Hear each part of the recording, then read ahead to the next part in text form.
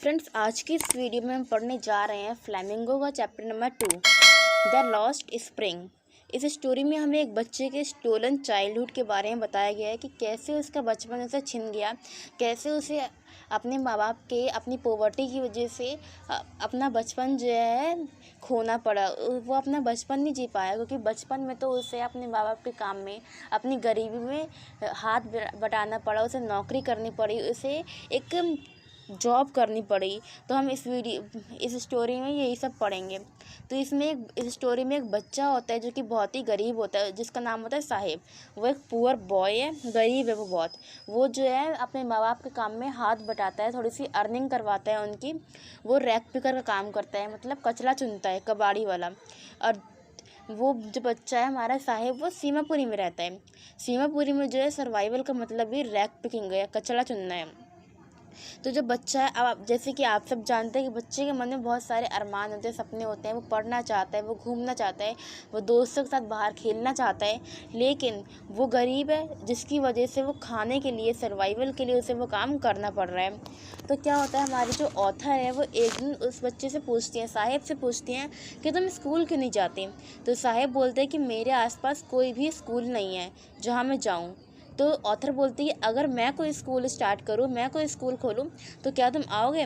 तो साहिब जो है बहुत ही खुश हो जाते हैं। उम्मीद है कि सोचिए कि आपको जो चीज़ मिल नहीं सकती, आपसे अगर उस चीज़ के बारे में कोई पूछे तो आपको कितना अच्छा लगेगा, आपको जो चीज़ पसंद हो। तो वो बच्चा ही बहुत खुश हो जाता है और बोलता है कि यस, अगर आप बनवाएंगे तो मैं आऊँगा।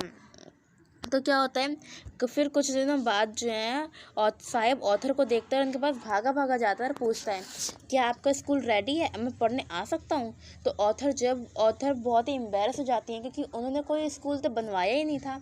वो तो सिर्फ उस बच्चे से फेक झूठा प्रॉमिस करके गई थी।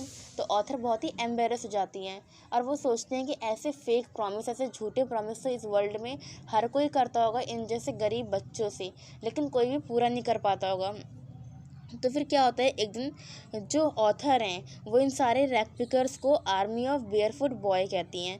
क्यों? क्योंकि जो बच्चे हैं वो चप्पल्स नहीं पहनते। जो रैक पिकिंग वाले बच्चे हैं वो चप्पल्स नहीं पहनते, वो नंगे पैर घूमते हैं।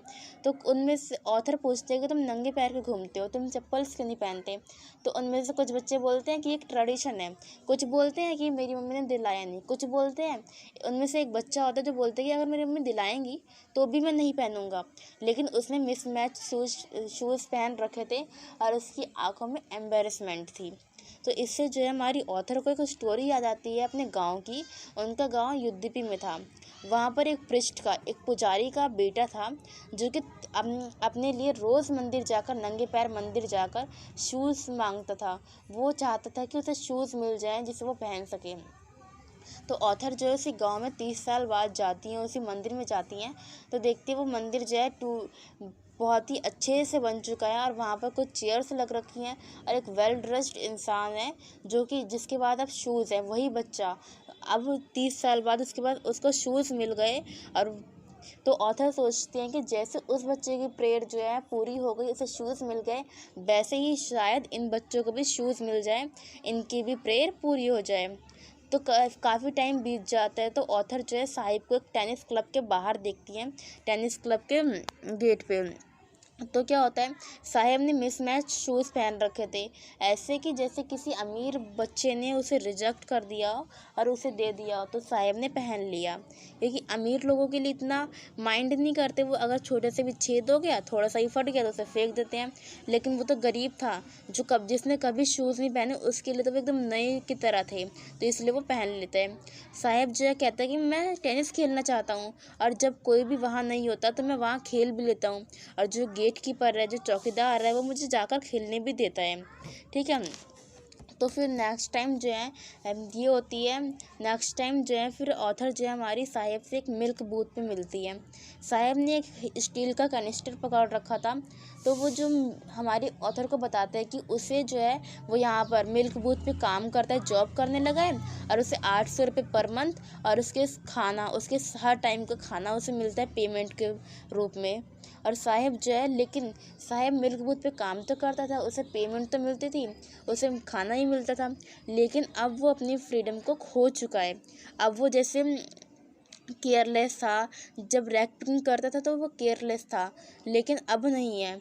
अब जो उसका जो रैक पिकिंग वाला सामान जिसमें वो रखता था, जो उसका बोरा था, वो जो है ज़्यादा हल्का था इस स्टील कनेस्टर से। उसे ऐसा लगता था, उसे उस रैक स्टील कनेस्टर का जो बोझ है वो बहुत ही ज़्यादा लगता है, क्योंकि अब उसने अपनी फ्रीडम खो दी। उसे किसी के अंडर में काम करना है, और पहले वो खुद अपना मालिक था, तो अब वो अपना मालिक नहीं रहा है। इसकी फ्रीडम खो चुकी है, इसलिए ये बच्चा जो है अपसेट था, शायद खुश नहीं था इस जॉब से।